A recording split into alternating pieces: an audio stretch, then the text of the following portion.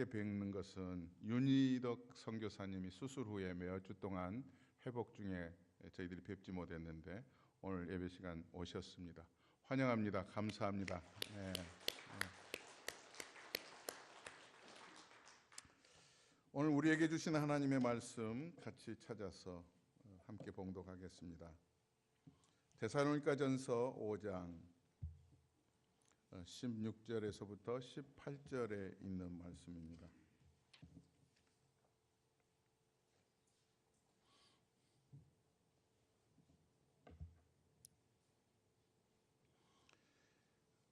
(333페이지) 다 같이 한 목소리로 읽습니다. 항상 기뻐하라, 쉬지 말고 기도하라, 범사에 감사하라.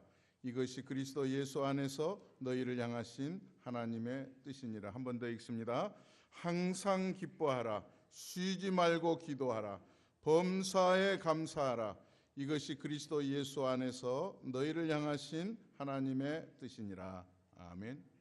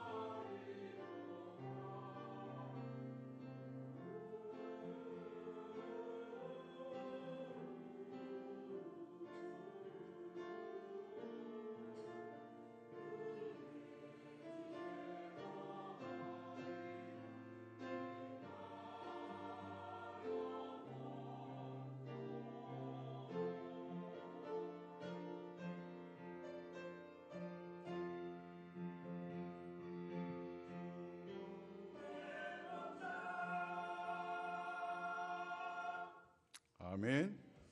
오른손으로 하나님 말씀 들고 말씀 듣기 전에 우리가 마음 문을 활짝 열겠습니다. 주의 말씀은 내 인생의 빛입니다. 주의 말씀은 내 삶을 변화시킵니다. 나는 하나님의 사랑받은 자녀입니다. 나는 축복의 통로입니다. 오늘도 주의 말씀에 마음의 문을 엽니다. 말씀하여 주옵소서. 듣고 깨닫고 말씀대로 살겠습니다. 아멘. 오늘 함께 나눌 본문을 중심으로 해서 하나님의 뜻을 향한 거룩한 명령, 어찌 보면 부담스러운 명령 3가지를 통해서 감사의 달을 시작하고 2달 남짓한 금년을 은혜 가운데서 마무리하려고 합니다. 여러분들의 2달의 여러 시간들을 하나님께서 이와 같이 도우실 것이다라는 말씀을 듣고 여러분들 믿음으로 반응할 때 하나님이 풍성한 은혜로 같이 해 주실 줄로 믿습니다. 오늘 이 말씀은 우리가 개업 예배에 간다거나 아니면은 집들이에 찾아갈 때 표구에 있는 말씀을 가지고 가는 것 중에 가장 좋아하는 성구입니다. 항상 기뻐하라, 쉬지 말고 기도하라, 범사에 감사하라. 그런데 그렇게 좋아하는 것이기는 하지만은 이 말씀을 지키기에는 아주 거북스럽고 부담이 많이 됩니다. 왜냐하면 이게 쉽지 않은 일이기 때문에. 그런데 명령형이거든요. 감사해도 좋고 기뻐해도 좋고가 아니고, 그런 가운데 이 말씀이 오늘 우리에게 어떻게 요구하고 계시는지 차근차근 함께 말씀을 나눠보겠습니다. 어느 사회학자가 이렇게 말을 합니다. 요즘은 정말 암보다도, 목숨을 빼앗아가는 암보다도 더 무서운 질병을 앓고 있다. 그 질병이 무엇이냐면 웃음 상실증, 감사 불감증이라고 하는 병이라는 겁니다. 여러분 어떠세요? 웃을 일이 별로 없어요. 그리고 감사할 일은 더더군다나 없기 때문에 그렇습니다. 왜 그럴까요? 정말 없을까요? 왜냐하면 원망은 돌에 새기고 은혜는 물에 새긴다는 말이 있듯이, 하나님이 도우시는 은혜들, 정말 기뻐할 수 있었고 감사와 또한 기도할 수 있을 때 주시는 은혜들은 물에 새겨놔서 다 잊어버린 거예요. 그런데 참 기분 나쁘고 안 좋았던 것은 평생 새겨져서 남아있는 거예요. 1960년대 한국을 생각해 보시면 1973년까지는 한국의 GNP가, 국민소득이 북한보다 못했습니다. 북한보다 나아지는 시기가 1973년 후반이었어요. 그러니까 1968년 무장공비들이 내려올 때는 북한이 훨씬 더 잘 살았습니다. 1960년대 국민소득이 100달러가 안 됐다고 하고요. 아시아권에서는 필리핀이 국민소득 170달러, 태국이 220달러였다고 해요. 한국은 76달러. 우리나라보다 더, 한국보다 낮았던 국민소득 나라는 벵글라데시밖에 없었다고 해요. 그야말로 자원도 없어서 후진 국가로서 가능성이 전혀 보이지 않는 나라였다고 합니다. 그럴 때 어느 나라가 한국에 돈을 빌려주지를 않았다는 거죠. 아무래도 차관을 들여와서 한국 경제 발전을 해야 할 텐데, 그때 서독에서 돈을 빌려주기 시작했는데, 빌려주는 이유가 광부와 간호사들을 담보로 잡고, 그때 광부를 500명을 모집을 했는데 46,000명이 응시를 했다고 합니다. 자격 조건은 고졸이었는데 고졸보다는 대졸자들이 훨씬 더 많이 모였고, 전혀 탄광, 광부로 일하게 하고는 전혀 관계가 없었던 사람들이 그냥 혹시 심사할 때 손이 매끈하고 얼굴도 반질하면 떨어질까 봐 손을 거칠게 만들고 얼굴에 연탄 색깔을 치르고 응모를, 면접을 봤다고 하는 얘기입니다. 그때에 비하면 우리는 정말로 감사하고 살아야 되죠. 제가 고등학교 2학년 때 저희 선생님 한 분이 집에 라디오 있는 사람 손들어 보라고 그랬는데, 그때가 1971년쯤, 72년, 71년쯤 된 것 같아요. 그런데 우리나라에 라디오 있는 사람이 저희 클래스의 반밖에 안 됐어요. 근데 한 녀석이 라디오에 있다고 하는데 손을 요만큼 들었다 내리는 거예요. 선생님이 너는 왜 손을 들었는데 다시 내리냐 했더니 있기는 있는데 고장 났어요 그러더라고요. 아무튼 그때 저희들이 생각해 볼 때 집에 라디오만 있어도 행복했어요. 자전거, 심지어 조금 더 지나서 저 같은 경우는 텔레비 한 대 있었으면 좋겠다. 야구 경기도 보고 싶고, 그래서 남의 집에 가서 텔레비가 있기 전까지는 다른 집에 가서 야구를 보고 그랬었던 기억이 나요. 근데 지금 TV 없는 집 없으시잖아요. 심지어 냉장고, 뭐 자전거는 물론이거니와 자가용, 뭐 헬리콥터는 없더라도 있을 것 다 가지고 사는데 60년대, 70년대, 아니 이민 오기 와서 처음 시작했던 그때 마음, 그때 행복감보다 지금 비교해보면 행복지수가 지금이 더 훨씬 높아야 할 텐데, 이민가방 2개 가지고 왔을 때보다 훨씬 지수가 낮아요.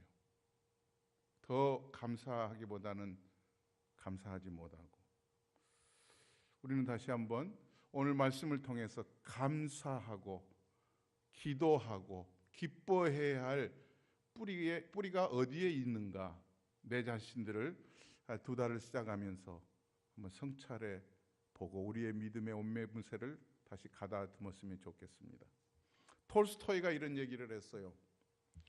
항상 기뻐하라. 그러나 더 이상 기쁨이 느껴지지 않는다면 자신이 깨닫지 못한 잘못이 있는지를 살펴보라. 이렇게 얘기했습니다.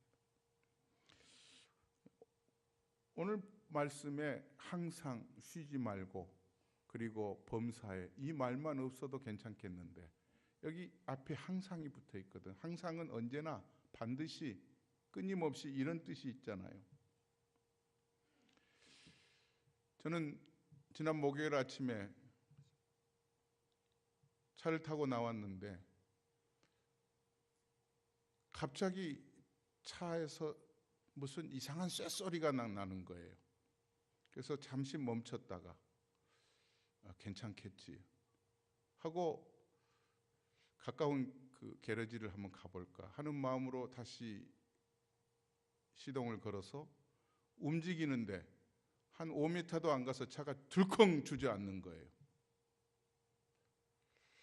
그리고는 무서워서 시동을 껐다가 다시 시동을 켜니까 엔진은 돌아가는데 이게 기아가 들어가지 않고 차가 움직이질 않는 거예요. 밖에 나가서 봤더니 오른쪽 앞 타이어가 거의 반 정도 빠져나와 있는 거예요. 차 길가 중간에 서 있어서 차를 움직여야만이 다른 차들에게 소통, 이게 방해가 되지 않을 텐데 어떻게 하나 하고, 그랬더니 큰 트럭이 지나가다가 2 사람이 내렸어요. 무슨 일이야? 차를 좀 움직여 줄까 하고 뒤에서 밀어주려고 하는데 움직이지도 않고, 앞에를 봤더니 이 사람들이 하는 말이 이건 움직일 수가 없는 거야. 이거 앞바퀴가 빠져 있대요. 조금 있으니까 어떤 아주머니가 커피 머그를 들고 지나가면서 이렇게 보더니 Thank God, you are so lucky 그러더라고요. 그러면서 하는 말이 너 하이웨이 아니어서 천만다행이라고. 하이웨이에서 타이어 앞바퀴 빠져버렸으면 오늘 여러분들 못 뵐 수도 있을 텐데. 그 아주머니의 말이 계속 귓가에 맴도는 거예요. Thank God. 감사할 수 없는 조건이잖아요. 그죠? 그런데 감사하라는 거예요. 우리의 삶이, 특별히 믿음의 삶이 이와 같은 자리에서 정말 할 수 없는 여건 속에서도 어떻게 항상 기뻐하면서 살 수 있을까? 하나님께서는 이거 명령으로 주셨는데 이 명령이 안 지키면은 너희들 군밤 맞겠다, 너희들 생활에 내가 은혜를 주시지 않겠다, 이런 하나님이 마음이 막 맷때리기 위해서, 채찍을 가하기 위해서 주시는 말씀이 아니고 오히려 반전을 해서 너희들이 이렇게 어려운 가운데서도 항상 기뻐하고 쉬지 말고 기도하고 범사에 감사하면 내가 너희들의 문을 열겠다, 필요한 은혜들을 공급해 주시겠다고 하는 축복의 통로로 이 말씀을 주시는 거예요. 여러분들, 이 말씀을 어떻게 해서 축복의 통로로 이렇게 주셨는가를 생각한다면 하나님의 품 안으로 초대하는 행복의 인비테이션이라고 생각해도 되는 거예요. 말씀을 귀담아 들으시고 2달 아닌 남은 생애가 정말 그렇구나, 하나님은 명령을 하시면서 오히려 우리에게는 큰 선물 보따리를 준비해 놓고 계시는구나, 첫째, 그러면 어떻게 항상 기뻐할 수 있을까? 기뻐해야 할 이유를 찾아보면 되는 거예요. 빌립보서 4장 4절에서는 사도 바울이 이렇게 얘기하죠. 주 안에서가 앞에 붙어 있어요. 주 안에서 항상 기뻐하라. 그러니까 기뻐해야 할 이유가 뭐예요? 예수 그리스도 안에 있다는 사실만 기억해도 기뻐해야 된다는 거죠. 근데 성경에 보면은 항상 기뻐해야 되는데 또 다른 모순된 말씀이 또 나오거든요. 여러분들 성경을 보시면 로마서 12장 15절에 시간상 제가 읽겠습니다. 즐거워하는 자들로 함께 즐거워하고 우는 자들로 함께 울라 이랬거든요. 경우에 따라서는 슬퍼하는 사람들과 함께 울어야 된다면 늘 기뻐하라고 해놓고는 또 슬픈 사람들과 울라고 하면 하나님 뭡니까? 모순되잖아요. 어떻게 이렇게 동시에 가능해요? 다른 성경 기절을 찾아보면 아하 그렇구나. 자, 고린도후서 6장 10절은 같이 한번 찾아보시겠습니다. 292페이지예요.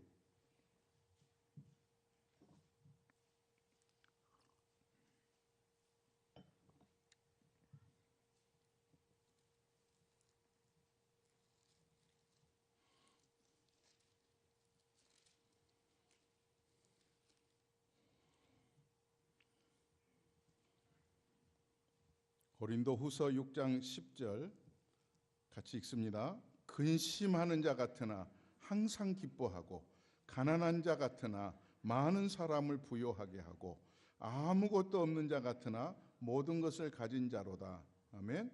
근심하는 자 같으나 항상 기뻐하고 슬픈 일을 당할 때 감정은 자연스럽게 슬퍼하기 마련이에요. 그러나 내적으로는 슬플 때나 기쁠 때나 힘들 때나 변함없이 예수 그리스도 주 안에서 기뻐할 수 있다고 하는 사실이에요. 사실 우리가 그동안에 기뻐해야 할 뿌리가 동기가 늘 세상 밖에 있었어요. 예수님 밖에 있었다는 얘기죠.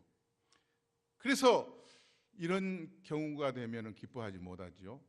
직장 상사가 웬일이니 나에게 불만을 표시하면서 퉁명스럽게 대해줄 때 오늘 왜 그러지? 기분 나빠요. 내가 늘 손대고 내게 주어진 업무에 책임을 다하는데 이상하게도 칭찬 듣지를 못하고 자꾸 꼬이는 거예요. 또 가까이 지냈던 친구하고 같이 문자로 주고받았는데 아무 소식이 없는 거예요. 왜 얘가 문자를 안 보지? 또 어떤 경우에는 카톡을 본 것은 표시가 나죠. 근데 보기는 봤는데 답이 없으면 더 조금 마음이 그래요. 그래서 전화를 했는데 전화 또한 안 받아요. 그러면 어때요? 우리가 감정이 생기잖아요. 그런데 오늘 성경은 항상 기뻐하라는, 이럴 때도 기뻐하라는 거예요. 그러면 기뻐해야 할 근원이 교회 밖에, 예수 밖에 있는 것이 아니고 주 안에서 기뻐해야 되겠구나. 분명히 기뻐해야 될 이유는 하나님 때문에 기뻐해야 된다는 사실이에요. 하나님 때문에. 우리가 세상에 기뻐할 것이 아니라, 우리가 에베소서 1장에도 나오고 있고요. 오늘 본문 로마서 5장 8절에도 이렇게 쓰여 있는데, 만세전에 택하시고 내가 죄인 되었을 때 예수 그리스도를 예비하셔서 우리의 죄를 용서해 주신 그 하나님의 사랑이 확증된 것, 그것 때문에 우리가 기뻐해야 돼. 기쁨의 뿌리가 여기에 내려 있어야 된다는 거예요. 자, 같이 읽어보겠습니다. 우리가 아직 죄인 되었을 때 그리스도께서 우리를 위하여 죽으심으로 하나님께서 우리에 대한 자기의 사랑을 확증하셨느니라. 아멘. 여러분들이 기뻐해야 할 이유는 여러분들의 내적인 마음의 태도가 여기에 사로잡혀 있을 때, 세상에 비바람이 치고 눈보라가 있다 할지라도, 햇볕이 있거나 또한 구름이 끼고 비가 올 때에도 거기에 관여하지 않고 여기에 내가 하나님의 은혜로 구원받았다고 하는, 하나님의 자녀가 되었다는 것에 우리가 기쁨의 근원을 삼아야 된다는 거죠. 다른 말씀 하나 봅니다. 시편 28편 7절에도 이렇게 말씀하고 있는 거예요. 여호와는 나의 힘과 나의 방패시니 내 마음이 저를 의지하여 도움을 얻었다. 그러므로 내 마음이 크게 기뻐하며 내 노래로 저를 찬송하리로다. 기쁨의 근원이 어디에 있느냐 하면, 왜 기뻐해야 되느냐 하면 하나님이 나의 힘과 나의 방패 되어 주시기 때문입니다. 여러분들이 기뻐해야 할 이유는 주변 환경이 어떠하든지 간에 늘 좋을 때 좋은 일만 일어나지 않더라도 그럼에도 불구하고 하나님이 나를 지키시고 나를 붙들고 계시고 나에게 필요한 것들을 공급해 주시는 분이 하나님이시기 때문에 나는 크게 기뻐할 수 있다고 하는 이 믿음의 자리에서 여러분들 마음을 거기에 내려놓으실 수 있기를 주의 이름으로 축원합니다. 또 하나의 말씀은 하나님의 말씀이 내 안에 있기 때문에 나 같은 자에게도 하나님의 말씀을 하나님의 말씀으로 읽도록 늘 은혜를 주셨기 때문에 그 말씀 때문에 기뻐하는 거예요. 예레미야서 15장 16절에 같이 한번 읽어보겠습니다. 만군의 하나님 여호와시여, 나는 주의 이름으로 일컬음을 받는 자라. 내가 주의 말씀을 얻어 먹었사오니 주의 말씀은 내게 기쁨과 내 마음의 즐거움이오나. 아멘. 주의 말씀은 내게 기쁨과 내 마음의 즐거움이구나. 이 말씀을 들으시면서 여러분들 한번 그동안 10개월을 어떻게 살아왔는지 한번 곰곰이 생각해 보실 수 있기를 바랍니다. 내가 웃었던 때는 언제였던가? 정말 내가 기뻐했던 것은 하나님의 말씀 때문이었던가? 하나님이 나의 방패와 나의 힘이 되어 주셨기 때문인가? 아니면 예수 밖에서 뭐가 잘 되고 뭐가 이루어지고 그것 때문에 내가 기뻐하고 기뻐하지 않았는가? 기쁨의 뿌리가 어디에 꽂혀 있는가? 여러분들 다시 한번 성찰해 보시기를 바랍니다. 두 번째로 항상 기뻐해야 할 이유는 바로 여기에 있습니다. 영생복락을 주셨기 때문에. 우리가 무슨 일을 이 세상에서 만나든지 갑자기 전쟁으로 인해서 목숨을 잃어버렸던 혹시 가족들이 있었을 때 기뻐할 수가 없죠. 눈물이 펑펑 쏟아져야 되죠. 그러나 진정 영원히 슬퍼할 수 없는 이유는 우리에게 구원을 주시고 영원한 생명을 그 나라에서 허락해 주셨기 때문에 기뻐할 수 있다는 거죠. 누가복음 10장 20절 말씀에 그러나 귀신들이 너희에게 항복하는 것으로 기뻐하지 말고 너희 이름이 하늘에 기록된 것으로 기뻐하라 하니라. 너희 이름이 하늘에 기록된 것으로, 여러분들의 이름 석자가 하나님의 생명체계 그리고 하나님 나라의 영원한 그 나라에 소유할 수 있는 은혜를 주신 것으로 기뻐하시기를 주의 이름으로 축원합니다. 기쁨의 근원이 여기 있어야 되는 거예요. 병이 들었다가 마치 이 본문의 말씀처럼 귀신들이 이제 다 떠나갔어요. 귀신들이 떠나갔다. 하지만 그 떠나간 것으로 기뻐하지 말라고 그러잖아요. 하나님이 하셨구나. 하나님의 은혜구나. 또 한 가지 말씀은 히브리서 10장 34절에 너희가 갇힌 자를 동정하고 너희 소유를 빼앗기는 것도 기쁘게 당한 것은 더 낫고 영구한 소유가 있는 줄 알미라. 세상을 살다 보면, 이민 와서 살다 보면 내 뜻대로 되는 일들이 아무것도 없어요. 가만히 보면 저분은 참 지식도 있고 저분은 정말 사교성도 있으시고 재능도 있으시고 무엇이든지 손대면 잘 되실 분 같은데 학벌도 좋고, 그런데 어려우세요. 그럼에도 불구하고 그분의 마음속에 늘 천국에 대한 소망이 있기 때문에 늘 만나면은 기뻐하시고 그러세요. 마치 그분을 모르는 사람 같으면 저 사람 정말 돌았구나 할 수 있는데 그분 마음속에 천국을 향한 하나님의 나라를 마음속에 담고 있는 은혜가 충만한 것이 보여지기 때문에 야, 나도 닮아야 되겠다. 여러분들, 하나님의 나라가 여러분의 삶 가운데 여러분의 것으로 주어진 것, 그것 자체로 비록 모든 것들을 다 잃어버린다 할지라도 기뻐하는 근원이 여기에 있음을 의심 없이 믿으시기를 바랍니다. 영생 복락을 주셨기 때문에 우리는 기뻐해야 되는 거예요.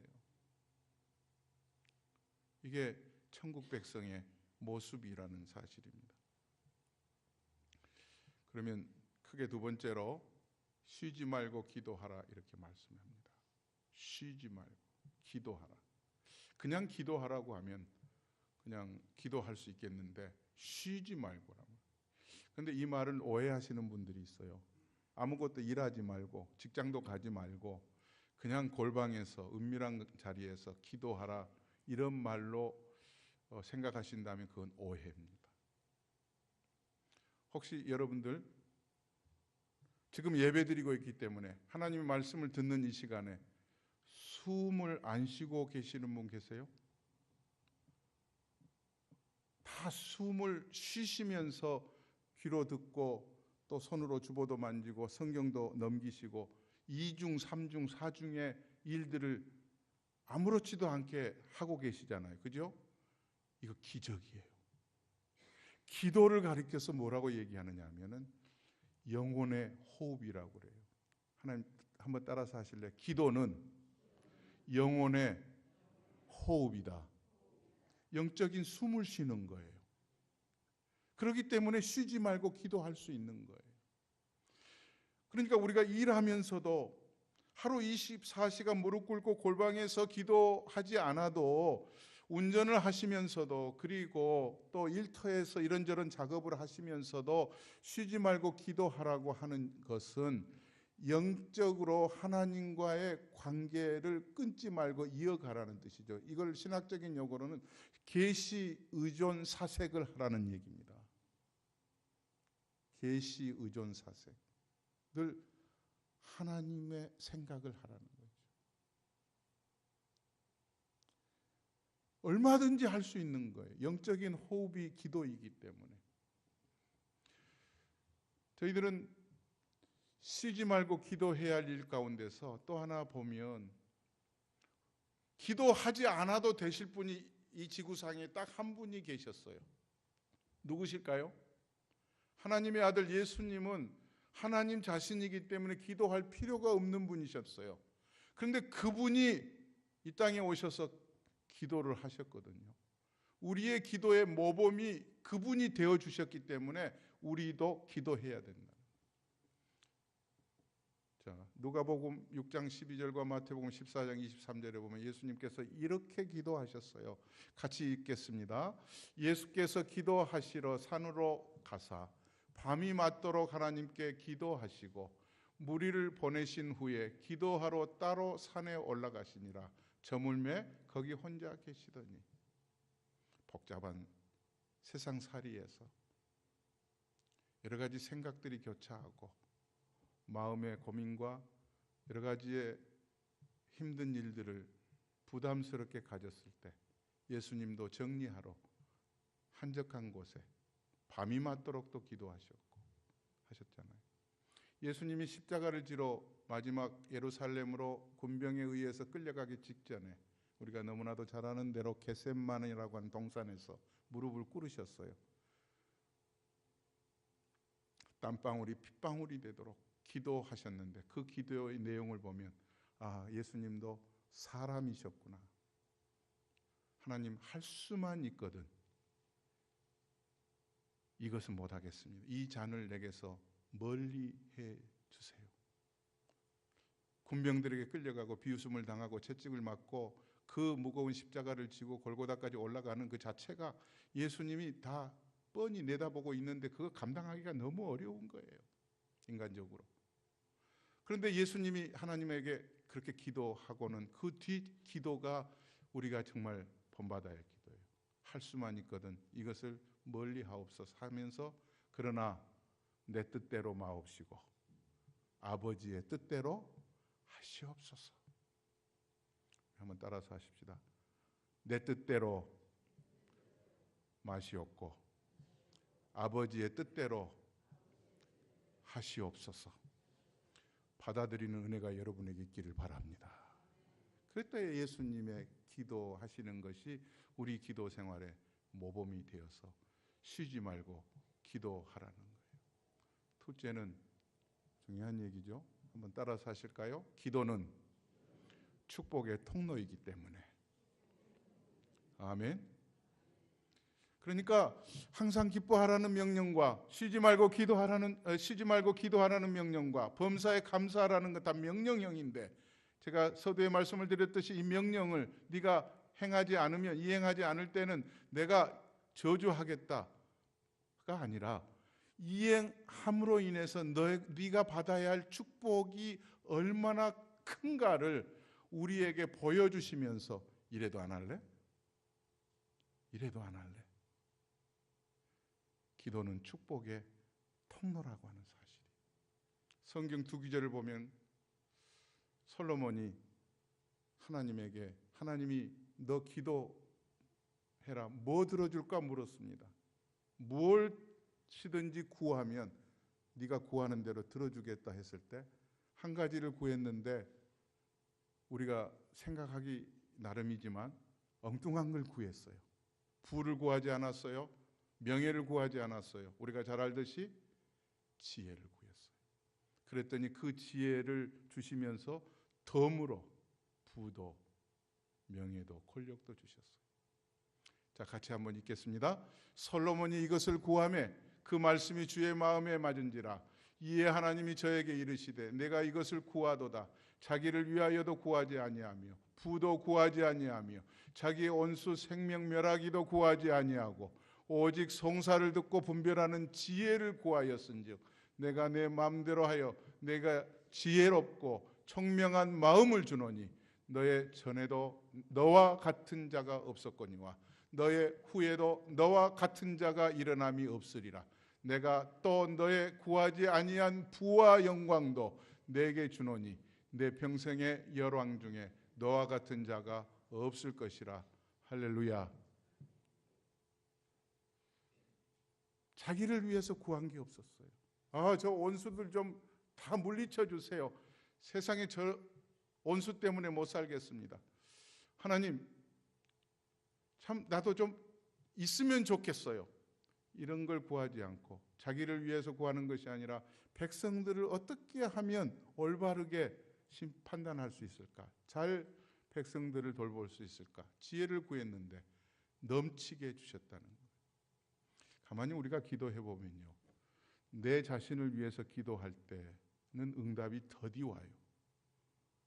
아주 오랫동안 안 올 때가 더 많아요.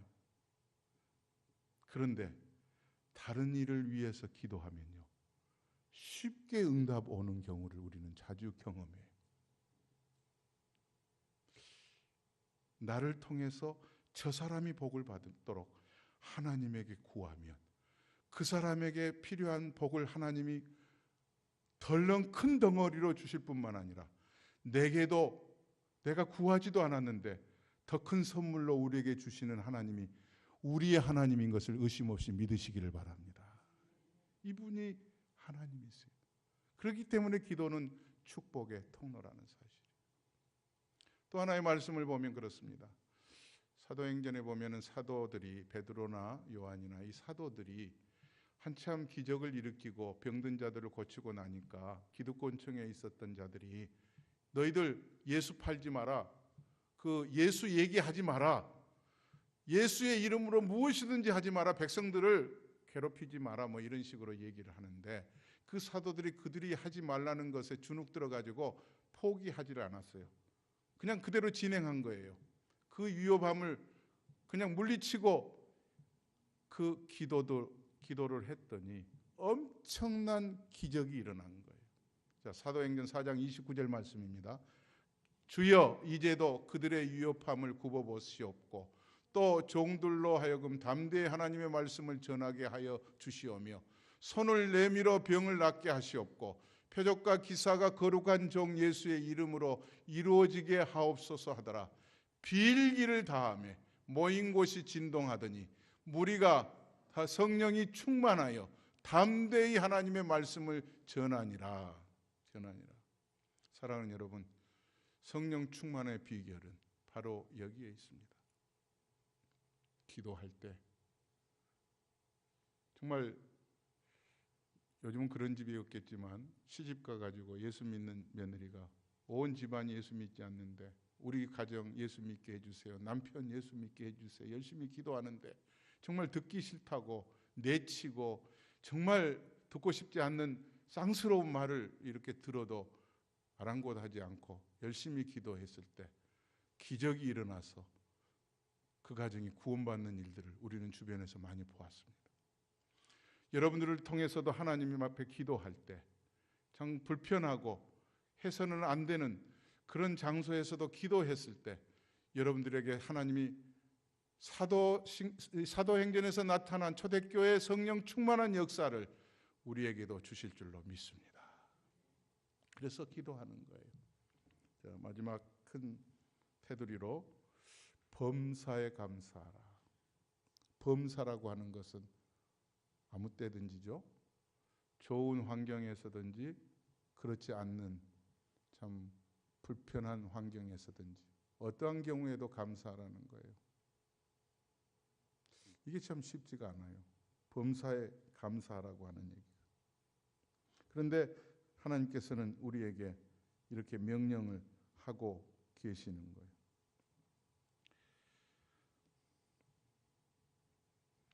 왜 그러면 범사에 감사해야 할까? 이유를 한번 살펴보겠습니다. 첫째, 감사해야 할 이유는 그러니까 어려운 환경에서도 저 사람 참 감사하네 하는 것은 그 사람이 저 사람은 예수 믿는 사람이야. 하나님의 위트니스가 된다는 사실이죠. 저와 여러분들이 이 땅에 살아가는 이유 중에 하나가 이 땅의 복음의 증인으로 사는 것 아니겠어요? 사람들이 나의 말과 얼굴 표정과 행동을 통해서 저 사람은 세상 사람 아니야. 보통 사람 아니야. 그것은 뭐예요? 감사할 수 없을 때 감사하고 웃을 수 없을 때 웃고 그런 사람이잖아요. 자, 성경 보시면 로마서 1장 21절에 보면은 하나님을 알되 이랬으니까 하나님에 대해서는 안 지가 오래된 사람 같아요. 그런데 하나님은 알되 우리 식으로 말하면 교회 다닌 지가 오래됐어요. 목사가 된 지가 오래됐는데 하나님으로 영화롭게도 아니하며 감사치도 아니하고 좋을 때 감사 못하는 사람 어디 있겠어요? 근데 좋지 않을 때 감사가 안 나올 때 감사하는 것이 쉽지가 않아요. 그런데 하나님이 오늘 명령으로 주고 계시는 거예요. 우리에게. 하나님을 알되 하나님으로 영화롭게도 아니하며 감사치도 아니하고 어떤 경우에도 감사할 수 있는 은혜가 여러분에게 있기를 간절히 소망합니다. 이를 악물고라도 감사해야 되는 거예요. 왜?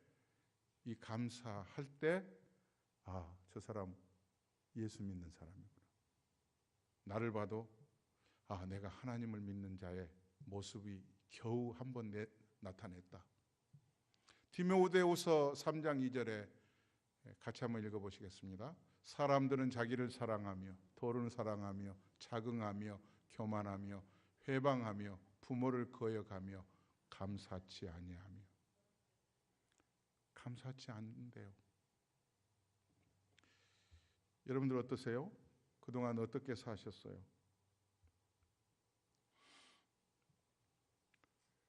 두 번째로는 한번 따라서 하십시다. 감사해야 할 이유는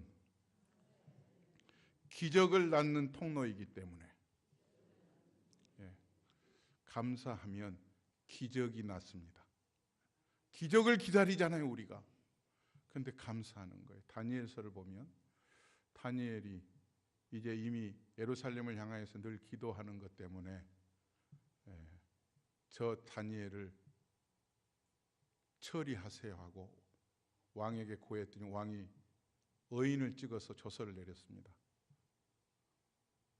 이걸 다니엘에게 전달이 되었는데, 그러면 다니엘이 생명의 위협을 느꼈기 때문에 그냥 마음으로 해야 되겠다. 이제 오늘은 행동으로 예루살렘을 향해서 동쪽에 커튼을 걷고 그쪽을 향해서 기도하지 말아야 되겠다. 마음으로 기도해도 하나님은 아시지 하고 커튼 닫아놓고 동쪽으로 향하지도 않고 그냥 이렇게 기도해도 될 텐데, 다니엘은 그렇지 않았어요. 분명히 살아계신 하나님은 내가 의지할 하나님이기 때문에 내가 어떠한 경우에도 동쪽을 향하여서 예루살렘을 향해서 기도해도 하나님이 들으시겠고, 만약에 내가 생명의 위협을 받아서 죽는다 할지라도 하나님께서 나를 영원한 생명의 나라로 옮겨주시겠지. 이런 하나님에게 뿌리를 내리는 그 믿음 가지고 다니엘이 이렇게 말을 합니다. 같이 읽어보시겠습니다. 다니엘이 이 조서에 왕의 도장이 찍힌 것을 알고도 자기 집에 들어가서는 윗방에 올라가 예루살렘으로 향한 창문을 열고 전에 하던 대로 하루 3번씩 무릎을 꿇고 기도하며 그의 하나님께 기도하였더라 이러지 않았어요. 감사하였더라. 형편은 왜 하나님이 이런 형편을 만들어 가세요? 그게 아니었어요. 여러분들의 믿음의 생활에 다니엘이 말한 것처럼 왕의 도장이 찍힌 것을 알고도 여러분들의 행동이 변함없이 하나님을 향하시기를 주의 이름으로 축원합니다. 알고도 예루살렘을 향한 창문을 열고 전에 하던 대로 감사하는 그런 기도가 여러분에게 있기를 바랍니다. 그럴 때 여러분 잘 아시잖아요. 다니엘이 사자굴 속에 들어갔어. 풀무불 속에 다니엘 친구들이 들어갔어. 그래도 머리털 하나 상하지 않은 거예요. 그러면서 다니엘이 하는 말, 그렇지 아니할지라도, 그리 아니할지라도, 옛날 성경에는 그리 아니할지라도, 비록 내가 기도했는데 나를 죽이겠다고 해서 잡아 들어가서 죽음에 이른다고 할지라도 나는 그들에게 굴복하지 않겠다. 자, 감사가 기적을 낳는 마지막 말씀인데요. 예수님께서 요한복음 6장에 보면 베세다 광야에서 많은 사람들 5,000명이나 모였는데 그들에게 말씀을 전하시니까 해가 저물었어요. 근데 그냥 돌려보내지 않고 제자들을 향하여서 이들에게 먹을 것을 주라고 했더니 어린아이 하나가 도시락을 가지고 왔는데 오병이어예요. 보리떡 5개하고 물고기 2마리예요. 제자 중에 한 사람이 안드레를 통해서 그 보리떡 5개와 물고기 2마리 혼자 먹어도 부족한 그 도시락을 예수님의 손에 가져다 드렸어요. 예수님께서 그 도시락 위에 손을 얹고 감사 기도하셨어요. 감사할 조건이 안 되잖아요. 그런데 감사하셨어요. 그런데 감사 기도하신 후에 제자들에게 너희들이 갔다가 나누어 주어라 했을 때 보리떡 5개인데 뜯어서 주었더니 5,000명이 먹고 다 먹고 풍부하게 먹고 넘치게 먹고 12강주리가 남았더라. 감사는 풍성을 낳는 기적의 통로입니다. 말씀 한번 읽어보시죠. 같이 읽습니다. 예수께서 떡을 가져 축사하신 후에 앉은 자들에게 나눠주시고 물고기도 그렇게 그들의 원대로 주시니라. 그들이 배부른 후에 예수께서 제자들에게 이르시되 남은 조각을 거두고 버리는 것이 없게 하라 심으로. 축사라는 말이 감사 기도라는 말이에요. 축사라는 말.